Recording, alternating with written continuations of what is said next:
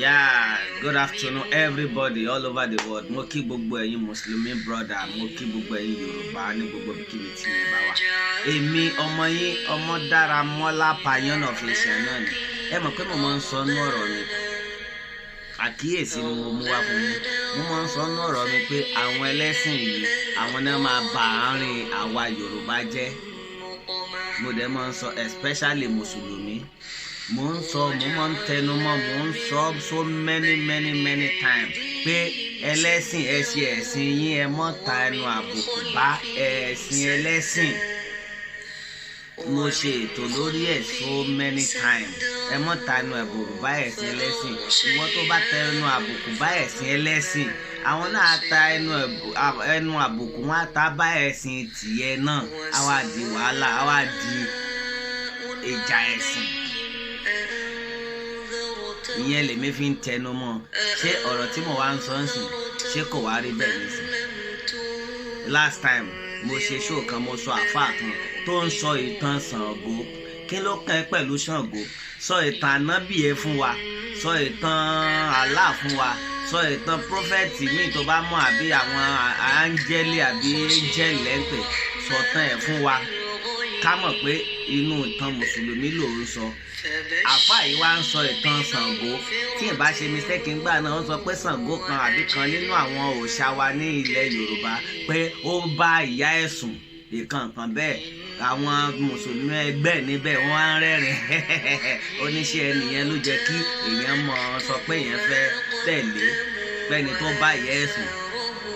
Ó tún sọ ìkan náà tún sọ̀rọ̀ kan bóyá òun náà ẹnìkan yìí náà ló sọ ni mi ò rántí mọ́, but Mùsùlùmí ló sọ. Ó sọ pé ìyẹn Ọya ẹ̀kíní kan omi àbí omi Ọ̀ṣun Ọ̀ṣàngẹ́ tán máa ń sọ náà odò yẹn pé èyí tó di omi náà nínú àwọn òòṣà ilẹ̀ Yorùbá tó di omi, ó ní kò bímọ láyé pé ó wá fìbínú domi. Ìgbà tó wá domi, àwọn èèyàn wá ń wá ọmọ lọ sọ́dọ̀ ẹ̀ pé kó fóun lọ́mọ, pé ṣé orí wọn pé kí ló kàn ẹ́ pẹ̀lú gbogbo yẹn? Nǹkan tó wù wọ́n ni wọ́n ń ṣe, ó dẹ̀ tẹ́ wọn lọ́rùn, àdúrà wọn dẹ̀ ń gbà pẹ̀lú ẹ̀. Mùsùlùmí face your problem. Ẹ tẹ̀lé Kùránì yín, òun náà ní í sìn. Ọ̀rọ̀ ti wá dójú ẹ̀ báyìí o. Ọ̀rọ̀ tí mo sọ fún yín tẹ̀rọ bá ń bu yín, ó ti dójú ẹ̀ báyìí ń sìn. Èsì nìyí báyìí ń sìn. Ẹjọ́ ìwọ náà fi kọ́mẹ̀ntì ẹ lẹ̀ nínú ọ̀rọ̀ tí ẹni yìí ń sọ. Èsì ti dé fẹ́yìn Mùsùlùmí o. Ó yá ẹ dáhùn èsì tí arákùnrin yìí, ọ̀gbẹ́ni yìí, ọmọ yìí, bàbá yìí, ìgbò tó bá wù ẹ́ kó o pè é.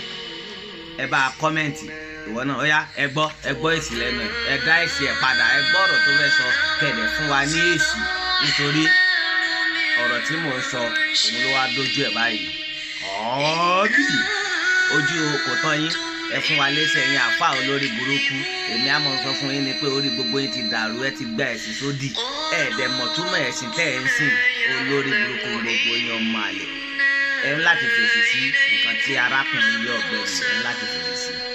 Yorùbá nation no going back. Àwọ̀ ọ̀jà jẹ̀sìn Mùsùlùmí lè ní and I'm proud to be a Muslim.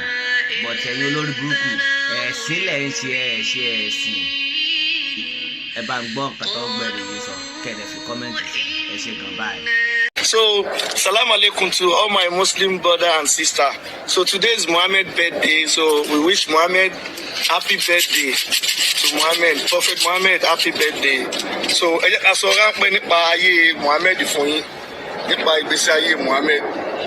So fún ẹni tí ò bá mọ̀, Muhammad ni èèyàn tó jẹ́ pé àgbàdo ti bí. Wọ́n ní eṣinṣin, ẹ̀fọn, aáyán, ẹ̀ka ìrà. Wọ́n ní kò bàlẹ́ Muhammad lára rí. Múlẹ̀ number 1. Èwo la tún máa múlẹ̀ báyìí. Muhammad ní ìgbà tó bí àwọn màláìkà, àwọn ẹ̀ńjẹ̀, wọ́n la ikùn ẹ̀, wọ́n dẹ̀ ṣe iṣẹ́ abẹ fún. Pápá ilé wa mẹ́ta lẹ́rìí ẹ̀ lọ́wọ́. Múlẹ̀ number 2. Number 3, Muhammad ní èèyàn tó lójú níwájú báyìí. Ó máa ń ríran látẹ̀yìn, ó máa ń ríran látẹ̀gbẹ́, ó máa ń ríran láti wájú. Múlẹ̀ number 3. Ẹ káàbọ̀. Muhammad. Number 4, Muhammad ní èèyàn tó jẹ́ pé tó bá ń sùn a máa gbọ́ nǹkan tẹ́ ń sọ. Tí Muhammad bá wà Mẹ́kà báyìí tó bá ń sùn, a máa gbọ́ nǹkan tẹ́ ń sọ ní Nàìjíríà, a máa gbọ́ nǹkan tẹ́ ń sọ ní Canada. ẹ̀yìn òbú ànábì sallallahu alaihi wasallam Muhammad, hey. In fact Muhammad ṣe nǹkan tó pọ̀. Muhammad ni ẹni tí àwọn ẹranko ò bínú sí rí. Ìgbà tó dá jí kẹ́tẹ́kẹ́tẹ́ tó pa kẹ́tẹ́kẹ́tẹ́ yẹn, orí eré ló ti ń dún kẹ́tẹ́kẹ́tẹ́ yẹn. Muhammad lẹni tí ẹranko ò bínú sí rí tó bá ẹranko sùn.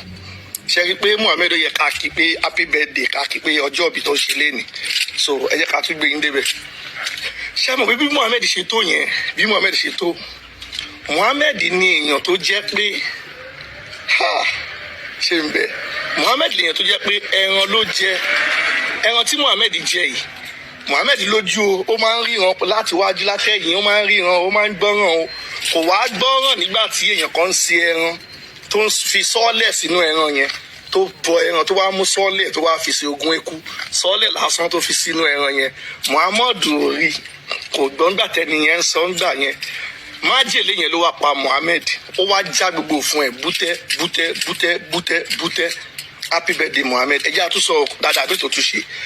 Muhammad lèèyàn kan tó jẹ́ bàbá tó jẹ́ pé ìyàwó ọmọ yẹn máa pè ní Saheed. Ó gba ìyàwó ọmọ yẹn tó ń jẹ́ Zainab. Ẹ̀yìn òbú ànábì sallallahu alaihi wasallam. Muhammad jẹ́ gba ìyàwó ọmọ yẹn, ó gbà.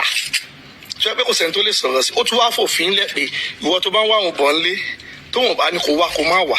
Ó ní tó bá ti wá tó bá jẹun má sọ̀rọ̀ kankan, kàn jẹun tán kó ṣanwó kó dẹ̀ máa gbalé ẹ̀ lọ. Happy birthday Muhammad, happy birthday. Ẹ ká kí Muhammad kó ọjọ́ bí. Muhammad ló ń ṣọjọ́ bí léni agúdọ̀ kì. Torí tẹ bá wò ibi tí Muhammad gba yìí dé. Muhammadu wọ́n ló gba yìí ṣé lóòótọ́ ni. Bọ̀ àwọn kan tiẹ̀ wá ń sọ̀kan pé ọmọ ọdún mẹ́fà àgbà yẹn ní Saudi ó dàbí ọmọ 30 years Nàìjíríà. A ti ní kọ́ wá wọn ọ̀rẹ́ rí mú jáde, àwa ti rí ọmọ ọdún mẹ́fà Saudi sìn, a ti lọ yẹ̀ wò, ìrọ̀lá bá ń bẹ̀. A ní sọ fún òyìnbó wa pé ẹ ṣòótọ́, tó bá tiẹ̀ pé nǹkan tẹ fẹ́ tà fún wa mọ̀ pé irọ́ lẹ̀ ń pa, bọ̀ ẹ máa yí bíi pé ẹni yẹn ó kò special, ẹ jẹ́ ká sòótọ́ ọ̀rọ̀, Muhammadu special. So nǹkan táwọn ń bèèrè pé Muhammad tí Allah ti ránṣẹ́ tó ti ń sọ oríṣiríṣi fún, tó ti máa ń ránṣẹ́ long time for solo gbogbo ìgbà oríṣiríṣi tó ti máa ń ránṣẹ́, ibo ni Jibril wá lọ tí ó lè sọ fún Muhammad pé èèyàn kan tó ń gbẹ́ran bọ̀ o, ó ti fi sọ́ọ̀lẹ̀ lásán sí oògùn eku lásán pé wọ́n ti fi sínú oúnjẹ yẹn. Ibo ni Jibril lọ? Ẹ ká bèrè, ṣé Jibril lọ sí vacation ni? Ok, ó dàbí Jibril lọ sí Banana Island, ó lọ jayé, lọ gbọ́ ọmọ méjì. Ó lọ ṣe tún sọ Jibril, because tí Allah bá jẹ́ pálá lójú tó fi ríran lóòótọ́, tó lẹ́nu tó ti fi ń sọ̀rọ̀ fún Muhammad, a ti sọ fún Jibril pé tó bá máa dìwò yí ọ̀la o, a ti sọ wáàyí yẹn kalẹ̀ fún Jibril pé Jibril lọ sọ fún Muhammad ibi tó ń lọ yẹn wọ́n máa gbẹ́ran kan wá fún un, sọ́ọ́lẹ̀ lásán máa wà ń bẹ̀, kò ní lè kúkú oró. Bọ̀ Allah irọ́ lásán, òkúta lásán làálàá, òkúta tó lọ́wọ́ ọ̀tún méjì tó lẹ́sẹ̀ kan tó nírú ń dì.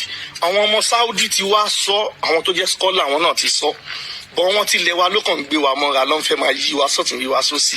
Bèbí dẹ̀ ti ṣẹ́jú ń sìn, bèbí ti ṣẹ́jú, a ti rí bó ṣe ń lọ. So ẹ jẹ́ ká sòótọ́ fọ́wọn èèyàn, irú ikú wo l'Ànábì ikú? Ṣé ọmọ kankan gbẹ̀yìn Ànábì? Ẹ sọ̀tún Ànábì fọ́wọn èèyàn. Èní lọ́jọ́ bẹ́ẹ̀ di ẹ jẹ́ ká sọ bá Ànábì ṣe jẹ́ ní tànábì jẹ́. Gbogbo ọmọ Ànábì ló kú tán lójú ayé ẹ̀. Ẹyọ kan tó wá kú, bá Ànábì ṣe kú tán báyìí nìyẹn náà kú.